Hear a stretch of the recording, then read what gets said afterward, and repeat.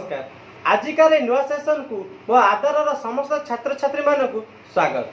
पिला माने आज आम ध्वनि एवं लिपि संबंध में आलोचना करिबा। तेणु डेरी न करी आस सेसन टी को आगे नवा। पिला माने भाषा संबंध में आलोचना करिथिबा सेसन रे आमे ध्वनि एवं लिपि संबंध में किछि आलोचना करिथिले। जदि तुम मैंने से भिडियोटी की मिस कर जाई थाओ तेबे डिस्क्रिप्शन में दिया हितबा लिंक रे जाई ताको पुनश्च देखि परिबो। तेबे आजिर प्रथम विषय वस्तु हेउछि ध्वनि। आम चारि पाखे घटुथिबा जे कोनोसी कंपन जहा आम कान को सुना जाए ताको आमे ध्वनि कहि थाउ। जेतेबेले घड़घड़ीर गर्जन शुभे ताहा एक ध्वनि अटे। वर्षार टपर टपर ध्वनि सृष्टि होइथाय। पवन बहिले मध्य सु सु ध्वनि सृष्टि होइथाय। एहीपरि गाड़ी घोड़ा पशुपक्षी एवं कीटपतंग प्रत्येक ध्वनि सृष्टि करिवार क्षमता रखिथांती। किंतु मनुष्य क्षेत्र में ध्वनि सृष्टि करिवार क्षमता रहितले मध्य सेमान क्षेत्र में एक अभिनव दक्षता देखा जाए। ताहा हेउछि ध्वनि को नियंत्रण करिवार क्षमता। से कथा कहू किंबा गाड़ी ग्लोज करू, घंट बाड़ाऊ किंबा कौन गाड़ी घोड़ा चलाऊ किंबा कौन जंत्रास चलाऊ, ए समस्त क्षेत्र में ध्वनि को नियंत्रण करिवार क्षमता केवल मनुष्य पाखरे ही अछि। यह छड़ा आउ का पाखरे नाही। व्याकरण शास्त्र अनुसार ध्वनि हेउछि मनुष्यर मुखर निसृत होइतिबा एवं एहा माध्यम रे अर्थबोध प्रकाश करिया पई शब्द गठन क्षमता थिबा एवं शुणी हेउतिबा कंपन को बुझाई थाए। तेबे शुणी हेउतिबा एवं कहि पारुथिबारु एहाकु भाषिक ध्वनि मध्य कुआ जाए।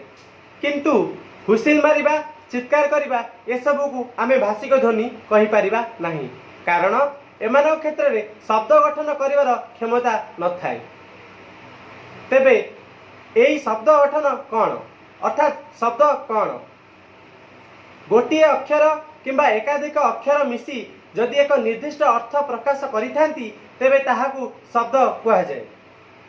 अ आ हसई ठारू आरंभ करी क ख ग इत्यादि क्षेत्र रे समस्त को नहीं आमे किछि शब्द गठन करि परिबा।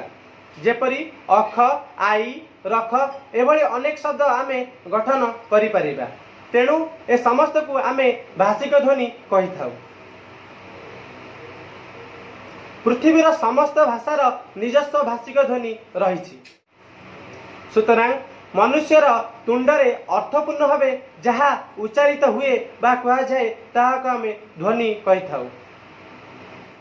एबे आमे आलोचना करिबा लिपि। आमे कहिबा बेले जे ध्वनि उच्चारण करि थाउ ताहा दृश्यमान अवस्था बा संकेत हेउछि लिपि। भाषा संबंध में आलोचना करने समय आमे माने जानिथिलु जे भाषार प्रतीक हेउछि लिपि।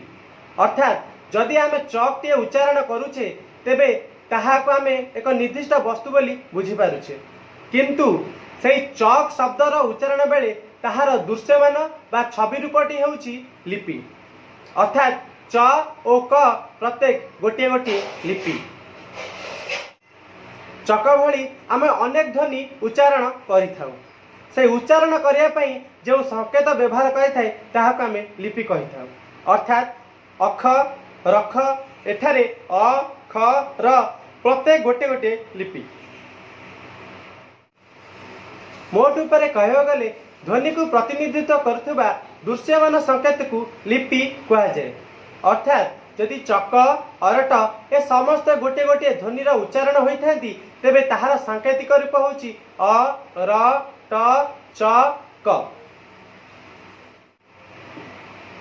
पृथ्वी रे व्यवहृत होइतिबा प्रत्येक भाषा पई लिपि एजावत सृष्टि होई नाही। अमेरिका एवं इंग्लैंड रे व्यवहृत होइतिबा भाषा यथाक्रमे अमेरिकान एवं ब्रिटिश कुआ जाउथला बेले सेमानक लिपि होउछि गोटिए। सेहि भली रूस फ्रांस एमानकर स्वतंत्र गोटे गोटे लिपि रहिछि।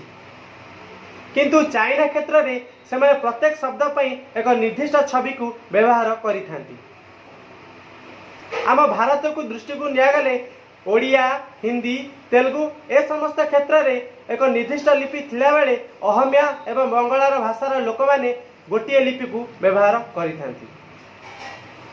पिला माने तुम मान मनरे एबे लिपि एवं अक्षर को नहीं गोटे सन्देह सृष्टि होथिबो। तेरे पिला माने ए सन्देह को मु निश्चित भाव दूर करी आगामी सेशन में। किंतु तुमे माने एबे खाली मन रखिथ लिपि हेउची उच्चारण करुथिबा ध्वनिर एक संकेत बा एक दृश्यमान सांकेतिक अवस्था।